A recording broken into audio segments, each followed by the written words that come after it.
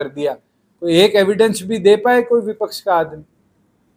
बहुत लोग कहते थे हम तो इंक्वायरियां करा लेंगे, कोई एक इंक्वायरी हुई? मैं तो आज कहता हूं अगर 4.5 साल साफ नियत थी इसलिए प्रदेश को आगे बढ़ा। वही कांग्रेस सर 10 साल का हिसाब मांग रही है।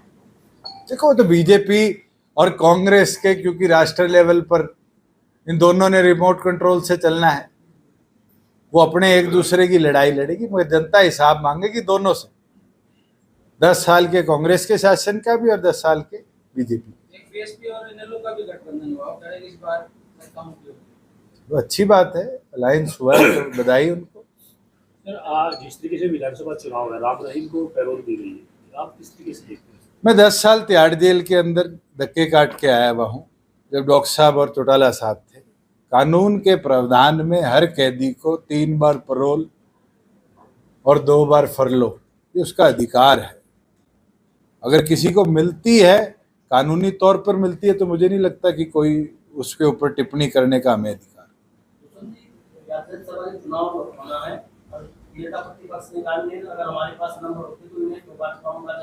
देखिए, विनेश के साथ एक टेक्निकल अड़चन है, और आपने मेरा परसों का ट्वीट भी देखा होगा कि 4 नॉमिनेटेड राज्यसभा एमपीज की सीट खाली है।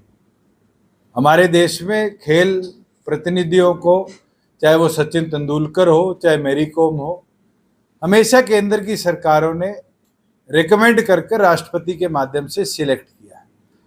क्योंकि विनेश के परिवार से हमारे पारिवारिक संबंध भी रहे हैं, और पुराना मैं वाकया जो है निरंतर शेयर भी करता आया हूं कि ये खिलाड़ी कितनी मेहनत से और कितनी लगन के साथ आए हैं। जब विनेश के 5-4 साल पहले चोट लगी थी नी में, ओलंपिक से पहले, उस समय हमारे छात्र संगठन ने, इकलौता संगठन था हिंसो, जिनने विनेश को रिकवरी के लिए आर्थिक मदद करने का भी, सम्मान देने का भी काम किया।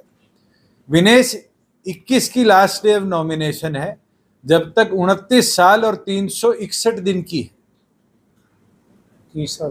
30 साल मिनिमम एज है राज्यसभा की। तो भूपेंद्र हुड्डा जी और दुष्यंत ये जो कह रहे थे कि भाई हम चुनाव लड़ा देंगे, लड़ा नहीं सकते, क्योंकि उसकी उम्र नहीं हो रही। हाँ, अगर वो चाहते हैं तो फिर बजरंग से बात कर ले। अगर इसकी उम्र होगी है मोखरे वाली हमारी बहन की, साक्षी की, उससे बात कर ले। वो जिसका नाम प्रपोज करेंगे मैं जरूर उस पर साइन कर सपोर्ट करूँ, मगर विनेश के लिए, क्योंकि वो 30 साल की नहीं है, राज्यसभा में नॉमिनेट हो वो, हम तो यही प्रधानमंत्री से मांग कर सकते हैं। और मैं तो सभी 90 विधायकों से, ये कोई सेशन आएगा तो आग्रह करूंगा कि मिलकर लिखित में प्रधानमंत्री जी को भेजे हरियाणा की तरफ से कि नॉमिनेशन के लिए महामहिम राष्ट्रपति विनेश को आगे करे।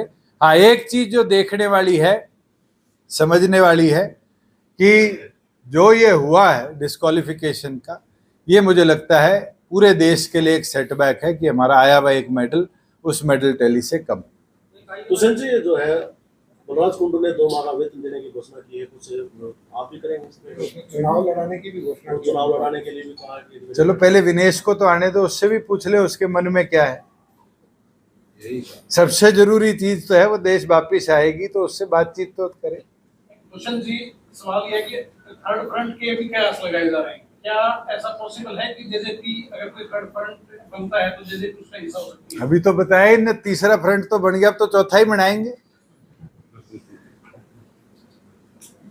अगर कोई होगा तो भविष्य में, तो राजनीतिक गतिविधियां है, जब होगी तो उसी टाइम चर्चा करके आपको दोबारा बुला लेंगे और आपके बीच में आके कर देंगे। पर आज के दिन, जैसे आपके पड़ोसी ने पूछा था कि जी 90 तैयारी है, बिल्कुल तैयारी है और करडी तैयारी। चर्चा ये भी आप कहां से लड़ेंगे? दुष्यंत जी, आप कहां से लड़ेंगे?